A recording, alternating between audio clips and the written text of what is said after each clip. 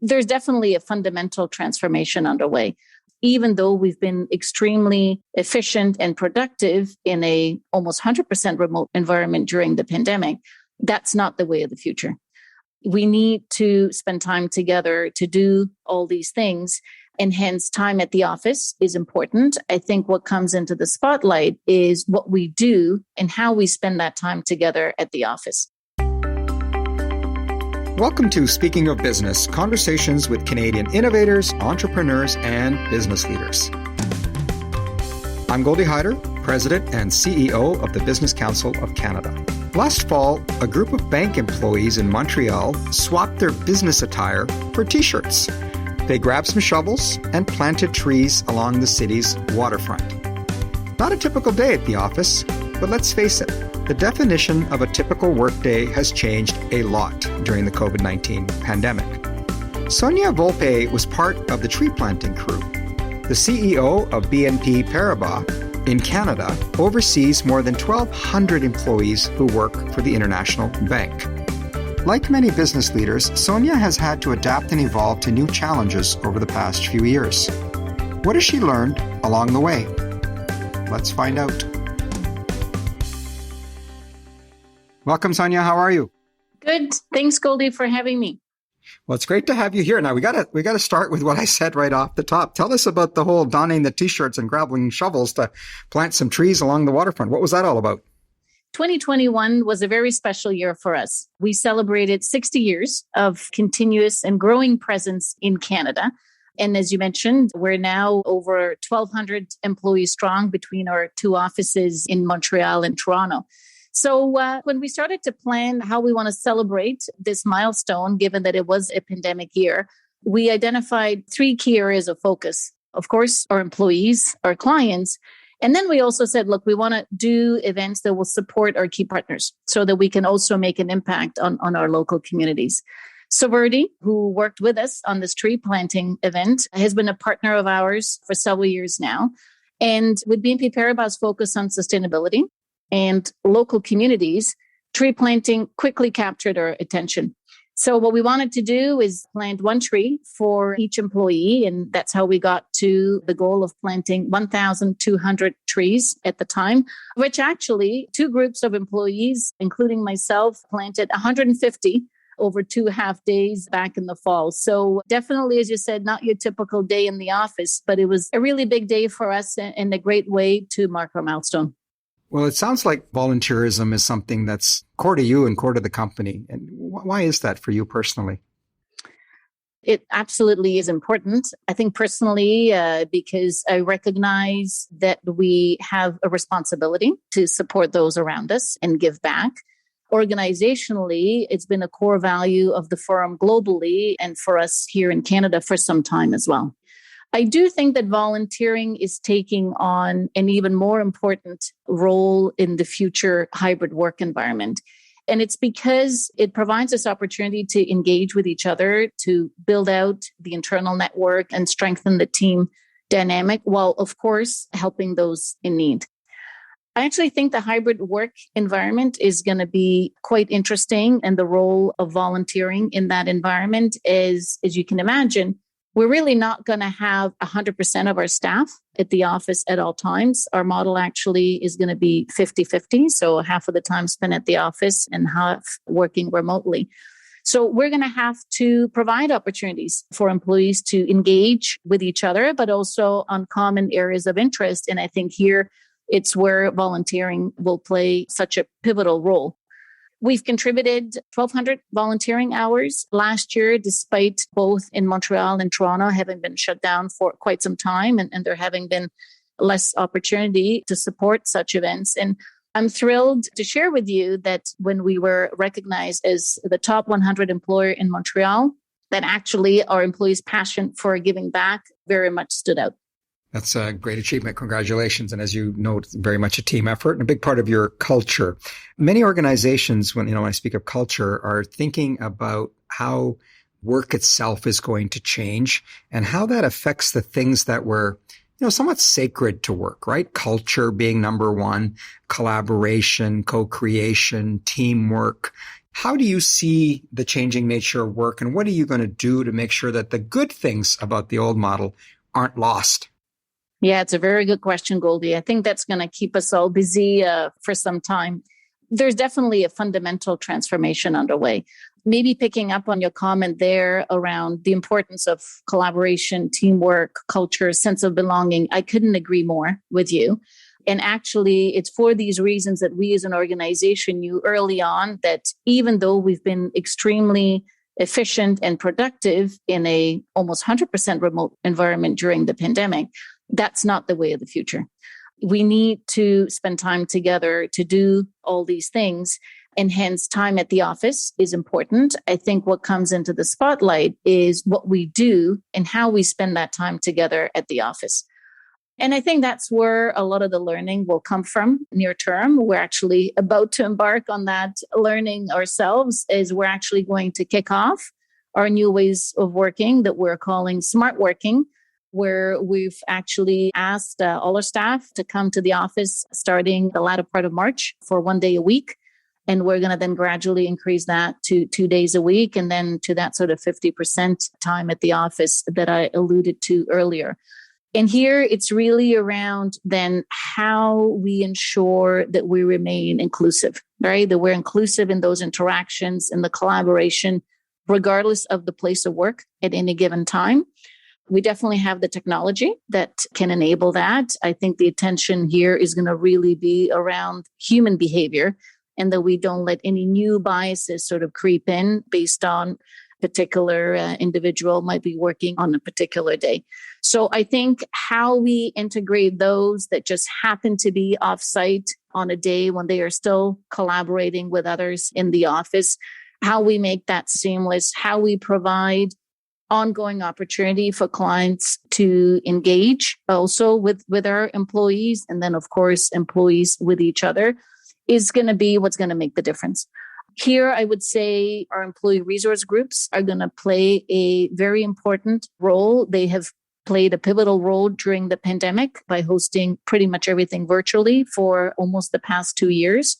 And now, as we kind of transition to this hybrid environment, they're going to also need to be in tune with that employee experience, knowing that not everyone is at the office at the same time. So I have no doubt that we'll be able to incorporate all the good things of that pre-pandemic environment into the work experience, but it's going to take some deliberate attention, because I have no doubt that there are going to be areas that are going to need further attention as well.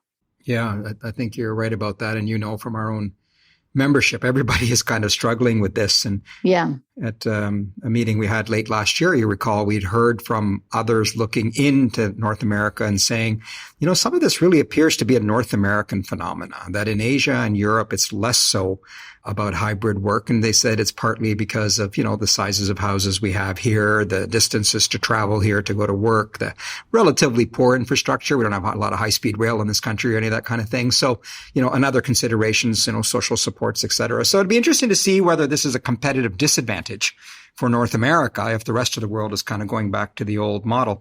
Do you think that businesses may regret having jumped the gun to go to the hybrid model so quickly? Because do we ever look at what people really wanted? Maybe all they wanted was flexibility.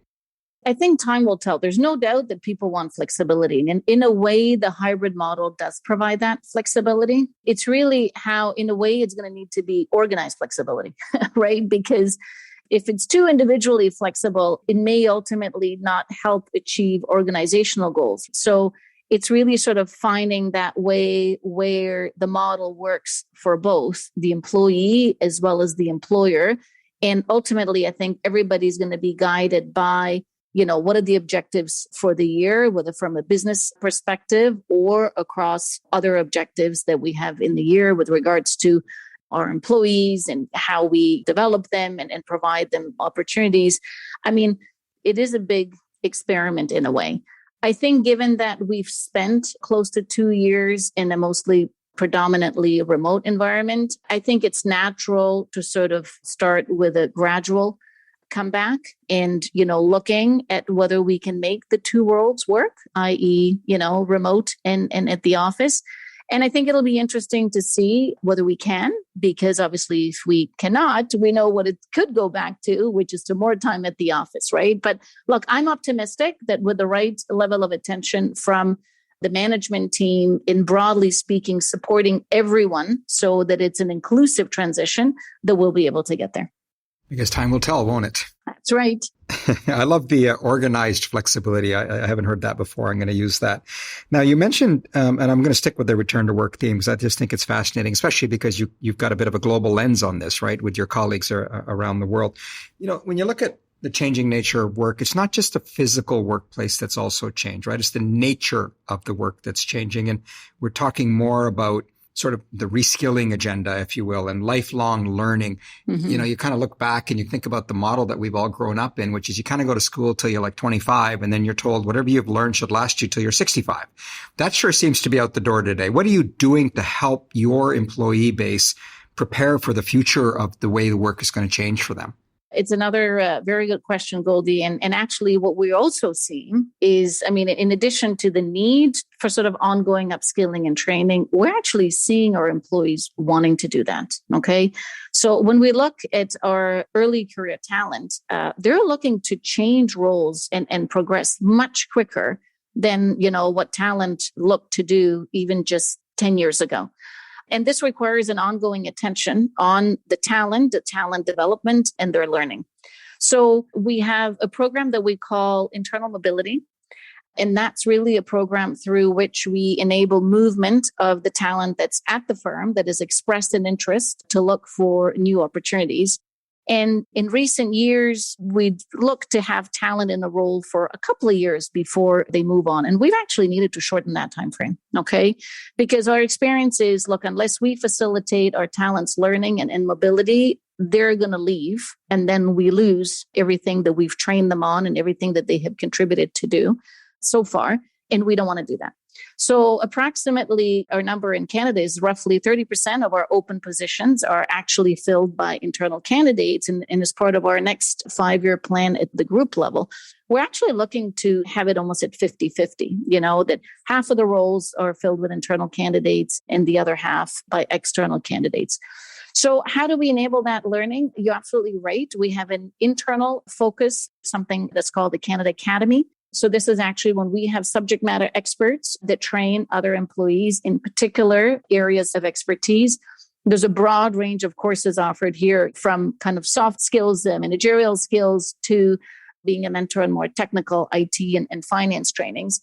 But we know that we cannot only rely on internal trainers. We need to supplement that through external programs. And here we actually provide tuition subsidies to our staff to take courses externally, as well as subsidies for professional accreditation. So we know that it's a balance between what we put on the offer internally, and the Canada Academy offering has grown very much over the years that we've introduced it here in Canada. And we continue to also tap into some external resources that are enabled for us by our regional office in the US. So it really is a combination of sources through which we tap into the content. But the fundamental sort of, you know, rationale and driver is really this demand from our talent around mobility and moving within the firm, whether in Canada or even more broadly. You and I are speaking here with about 5 days to go here at the end of February. And you know, by the time people are listening to this, hopefully we've really turned a corner on the pandemic. But an area where we've not turned the corner, in fact, we have a lot of work to do, is climate change. Mm-hmm. And I'm wondering about, you know, BNP itself. I mean, it's been a very big proponent of sustainable finance. What does that mean in a Canadian context? How are you approaching your role as a financial institution? And what does that mean in the climate change journey that we're all on? I mean, look, climate change will profoundly alter our way of life and the structure of the economy. It does present systematic risk to financial security, but it also presents the financial industry an enormous opportunity to enable positive transformation, particularly by using innovative tools to help companies tackle global issues. So the way we looked at it is we brought our sustainable finance expertise to our Canadian clients by providing them advice and strong execution on sustainable finance transactions and Here I'm referring to sustainability-linked loans, green bonds, sustainable bonds in particular. And we've also engaged with our client leadership teams as they develop their own sustainability strategies. I've seen significant progress made at Canadian institutional and corporate clients in this regard over the past years. And from my discussions with executives, Canadian companies recognize the value of investing in a sustainable future, and many already taking proactive steps to invest in projects that will positively impact the environment and our communities. There's no doubt that it's quite a lengthy road, I think, ahead of us overall, not just in Canada, but I think from a global perspective, this is quite transformational. But at the same time, we've all seen the speed of change only accelerate in recent years. And it's going to be really key to ensure that we in the financial services industry obviously look to support it through financial product innovation and really help our clients transition to and in line with their sustainability strategies. So I think it's going to be a very interesting time ahead, Goldy. So clearly a big role for the private sector in supporting the energy transition. Oh, absolutely. And look, there's no doubt that the private and the public sector have incredibly important roles to play here. We've publicly announced these transactions, but we've done deals with Brookfield Renewables Partners, Northland Power, Tech, all of which include metrics supporting the energy transition. So, this is back to referring to sustainability-linked loans in particular. And, it is really important for the private sector to continue to make further tangible improvements in order to move the needle on the energy transition.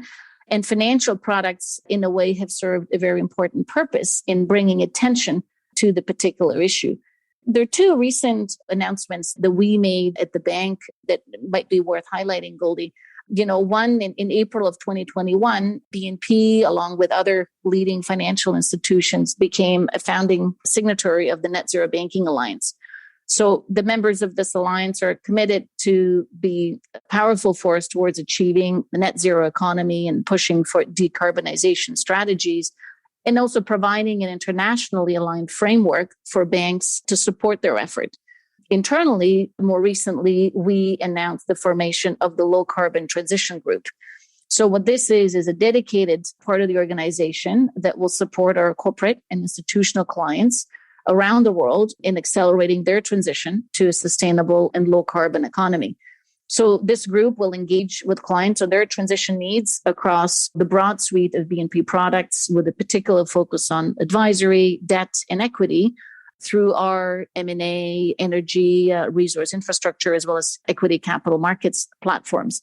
So it's these initiatives like, the Net Zero Banking Alliance, the Low Carbon Transition Group, that will accelerate the decarbonization pathways. And a key point of attention, I think, for everyone along that path to energy transition is really to not get complacent. 2050 sounds and feels far away, but, given the work that's ahead, it's really not. So it's going to require a lot of in-between objectives and milestones in order really to ensure that we get there. Let me end with a couple of questions, perhaps one that's a little bit bigger, and the other one I think you're going to enjoy answering. We've been asking everybody on the podcast for this season a simple question that does require some thought. The question is, what is the one big idea that you think could help transform Canada? Thanks for the question, Goldy. I don't know if you'll see it as big, but I see it definitely as tremendously important. And that's actually the need for a very strong continued investment in our education system, and in a way to ensure that no talent is left behind. We've all, I think, read, headlines in recent years around how our youngsters are doing, and then the math scoring and where we rank sort of globally in that regard. And I think you put 2 years of a COVID environment that certainly was not a great learning environment at all, but we had to do what we had to do, right? And it creates an even greater point of attention when it comes to the education system and the strength of it. So I really hope that there's work underway to put some specific strategies in place to ensure that our young talent can compete at the global stage, and that we bridge the gaps that we knew we're somewhat building already, but also the ones that have surfaced in the recent years, just given what we've been through. I can actually expand this to even add to a specific thematic in terms of where a lot of learning and upskilling is going to be needed more broadly. And that's really around ESG in its broader sense, because it's very material. And as we discussed earlier, in terms of the role the private sector will need to play, the role that the public sector needs to play, the role the financial services sector needs to play, we've had a number of areas of subject matter experts that have contributed to the discussions and the implementations and the initiatives so far. But to really ultimately get to where we all want to get to, it's going to require a much more broader investment in this specific thematic, I think all the way from our youngsters and up, right? And I know that some universities are already putting the attention on this and formulating different programs to address this particular area of need, but I think it's going to need to be much more broad-based than that. Well, it's a wonderful answer because in some ways it's first principles, right? If you don't get the foundation of education right, you're going to reap the rewards that you sow and reap the rewards that you don't sow. And so I think in a time in which we have such the talent shortage that we do, investing in education, you can't go wrong. So thank you for that as well. Let me ask as a final question to you really is, I have to ask about the urban farm that is operating at your Montreal office. What is that all about? Yeah, you definitely don't hear often urban barn and a bank, in the same sentence. And yes, we have one, and it's currently under deep snow. Look, when we moved into our new building in Montreal, 2001 Robert Bourassa, we started right away discussions with the property management company in terms of how we could improve. There's this large concrete area around the terrace of our fourth floor. It's sort of a terrace roof, okay? And they came to us with the idea to turn it into an urban farm and partner with Microhabitat, which really got our attention because, of course, it would improve our environmental footprint, increase biodiversity in a city center, support small but sustainable local food system by helping those in need as the crops are donated to a Corps Bonneau, which supports people experiencing or who are at risk of homelessness. So last year was the first year, and the harvest from the urban farm, which, by the way, spans 1,600 square feet of that roof, it produced 500 kilograms of locally grown organic fresh vegetables, which was definitely more than anticipated. It was also a great sight, from the floor looking out at the terrace, because it was all very green and lush. And then, of course, with some added color during harvest time. But it was a really great initiative for all the partners involved. We're looking to potentially expand it even further. And it perfectly aligned with our commitment to contribute to a changing world for a better future. So we're really happy with the results of it last year, and we look forward to expanding it further. Terrific. Well, look, this has been fun. Thank you so much for doing it. We appreciate having you sharing your perspectives with us. No, thanks very much, Goldy. It was a pleasure to be with you today. Sonia Volpe is the CEO and Country Manager, BNP Paribas. I hope you can join me again on March 24th when I speak with John Graham, President and CEO of Canada Pension Plan Investments. Here's a preview. We're here to deliver the best total return to our 20 million Canadian contributors and beneficiaries. It's not lost on anybody in this company that our investment portfolio is global, but our contributors and beneficiaries are all Canadian. And that's really who we're here to deliver the best return for. So we have one fund, we have one brand, and we do have one culture. If you're enjoying our Speaking of Business podcast, please give us a review. And if you're new to the podcast and would like to hear more conversations with innovators, leaders, and entrepreneurs, why not subscribe? Search for Speaking of Business wherever you get your podcasts, or go to our website at thebusinesscouncil.ca. Yeah, thebusinesscouncil.ca. Until next time, I'm Goldy Hyder. Thanks for joining us.